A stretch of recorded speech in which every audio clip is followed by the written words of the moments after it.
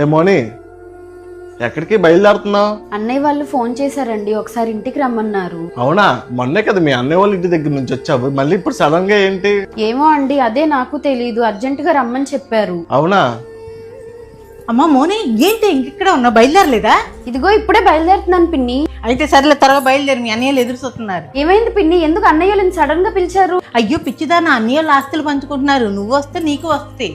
అవునా పిన్ని, అయినా ఇంత సడన్ గా ఏంటి? ఎప్పటికైనా పంచుకోవాల్సిందే కదా, ఇప్పుడు పంచుకుంటున్నారు, నువ్వు వస్తే నీకు వాటా వచ్చింది. అయినా నేను చూసుకుంటే అమ్మా నాన్న లేరు కదా, ఆ వాటా ఏదో వస్తే నీకు ఆధారం ఉంటుంది. నువ్వు అక్కడికి వచ్చాక మీ అన్నయ్యలు చెప్పారని ఎక్కడ పడితే అక్కడ సంతకాలు పెట్టమాక. నువ్వు అక్కడ మెత్తగా ఉండకంటే గట్టిగా నిలబడితే నీ వాటా నీకు వచ్చింది. ఈ విషయమని నాకు ముందే తెలుసుంటే నేను అసలు వచ్చేదాన్ని కాదు పిన్ని.